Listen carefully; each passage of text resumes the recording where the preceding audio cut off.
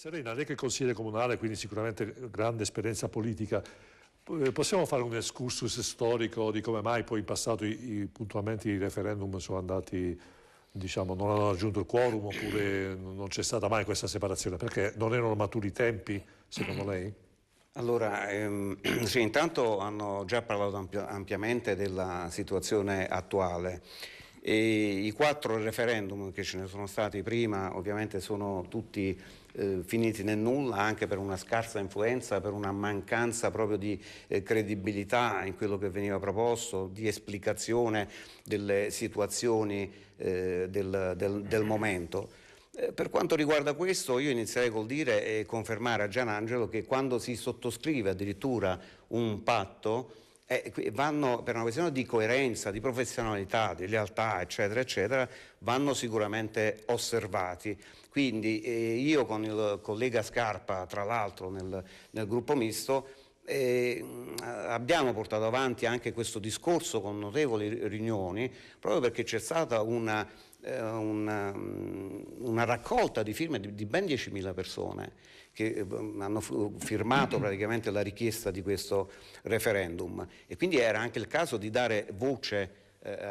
ampia, più ampia. Quindi parliamo di coerenza, parliamo poi di rispetto proprio dei cittadini, di portarlo a voto. Poi si è parlato ovviamente in fase successiva, dopo aver promesso di fare il referendum, si è passato che sarebbe stato un disastro economico per le 2 città, ma si può facilmente dimostrare eventualmente anche in future riunioni che questa distruzione che doveva avvenire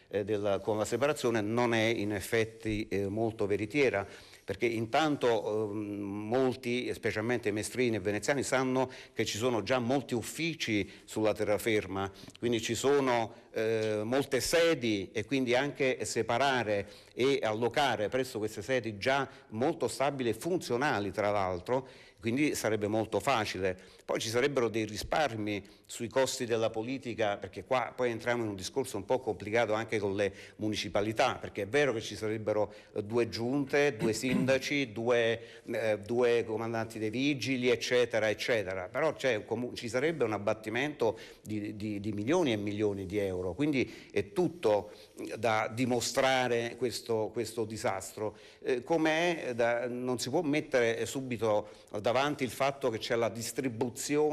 praticamente del porto, degli interessi del porto, dell'aeroporto, di Marghera e così via. Assolutamente no, anche perché si sa benissimo, se noi andiamo a vedere i bilanci, alcuni bilanci, è vero che la CTV ha dei debiti sulla terraferma notevoli e che vengono coperti anche con i costi dei biglietti a 7,50 euro, ma ci sono anche dei grossi buchi sulla tratta, per esempio Lido-Venezia, quindi le perdite vengono comunque compensate da una parte e dell'altra. Ci sono 25 milioni di debiti che vengono ricoperti con altre fonti. Il discorso è molto lungo, ma mi fermo qui solo per dire che probabilmente bisogna aspettare il Consiglio di Stato, giustamente, e vediamo cosa, anche perché risulterebbe che la sentenza del TAR sia un po' diciamo molto sintetica. Ecco, voglio usare questo termine, è stata letta, commentata, sembra molto sintetica. Va bene, approfondiremo.